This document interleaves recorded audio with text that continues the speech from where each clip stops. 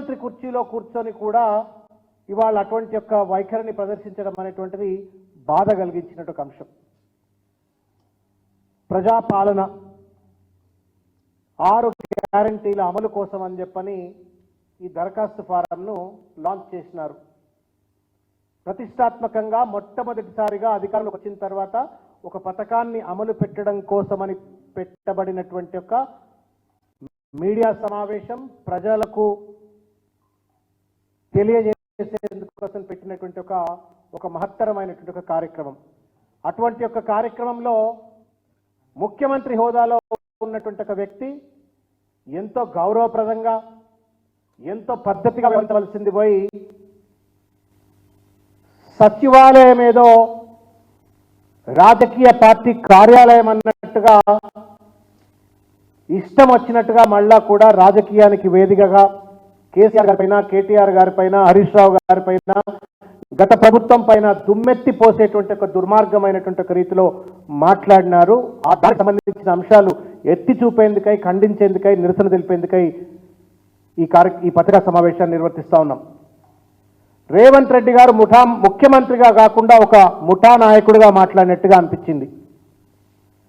గడీల పాలన అంటూ గత ప్రభుత్వం మీద ఏడుపే తప్ప గ్యారంటీలను అమలు చేయాలన్న చిత్తశుద్ధి ఈ సీఎంకు ఉన్నట్టుగా కనబడలేదు. గతంలో ముఖ్యమంత్రిగా పనిచేసిన కేసీఆర్ గారు ఎన్నో పథకాలు తెచ్చినారు, విజయవంతంగా అనేక పథకాలను అమలు చేసినారు. లబ్ధిదారుల ఎంపిక పారదర్శకంగా జరిగింది.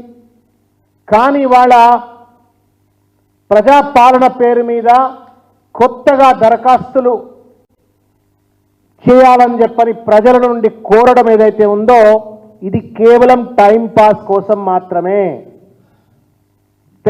మన తెలుగులో సామెత ఉన్నది, రెడ్డొచ్చే ఆట మొదలయ్యని చెప్పని. వెనకటికి ఊళ్ళల్లో భాగవతాలు లేకపోతే వీధి నాటకాలు ఇటువంటి ఏమైనా వేస్తున్నప్పుడు సాయంకాలం పూట అందరు ఊళ్ళో ఉన్న వాళ్ళందరూ కూడా ఆ రెడ్డి దొరవారి ఇంటి ముందు అందరూ కూర్చొని ఉంటుండే, పటేల్ పట్వారి ఇంటికాడ. ప్రజలందరూ వచ్చిన టైంకి ఆయన రాడు, భాగవతం స్టార్ట్ అవుతుంది. మధ్యలో ఉన్నప్పుడు సారో 2 పెగ్గులు వేసినాక బయటకు వచ్చి కూర్చొని అగో దొర వచ్చిండు, రెడ్డి సాబ్ వచ్చిండు, మళ్ళీ స్టార్ట్ చేయండి అని చెప్పని మళ్ళా భాగవతాన్ని పెట్టేదట. ఇది కూడా గట్లనే ఉన్నది, రెడ్డి వచ్చే ఆట మొదలయ్యని చెప్పని. ఆన్గోయింగ్ స్కీమ్స్ ఉన్నాయి. మీరు ప్రకటించినట్టు 6 గ్యారంటీస్లో ఆర్ 13 గ్యారంటీస్, 6 గ్యారంటీల లోపల ఉన్న 13 వాగ్దానాల్లో ఆన్గోయింగ్ స్కీమ్స్ ఉన్నాయి. దాని విషయాలు కూడా నేను ముందుకు వస్తాను. ఇది రెడ్డి వచ్చే ఆట మొదలయ్య అన్నట్టుగా ఉంది. ఎందుకంటే ఇవాళ అప్లికేషన్స్ తీసుకుంటారు, జనవరి 6 వరకు అప్లికేషన్స్ తీసుకుంటారట. దాని తర్వాత స్క్రూటనైజ్ చేయాలా.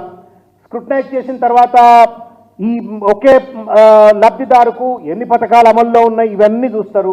చూసిన తర్వాత రేషన్ కార్డులు ఉన్నది ఎవరికి, రేషన్ కార్డు లేనిది ఎవరికి, మొత్తానికి పార్లమెంట్ ఎన్నికల కోడ్ వచ్చేంత వరకు దీన్ని తాత్సారం చేసి ఇక చూసిండ్రా పార్లమెంట్ ఎన్నికలు వచ్చేసినాయి కాబట్టి మోడల్ కోడ్ ఆఫ్ కండక్ట్ అమల్లో ఉంది కాబట్టి పార్లమెంట్ ఎన్నికలు అయిపోయే వరకు కూడా తాత్సారం చేస్తారా అని చెప్పని అనుమానం కలుగుతుంది.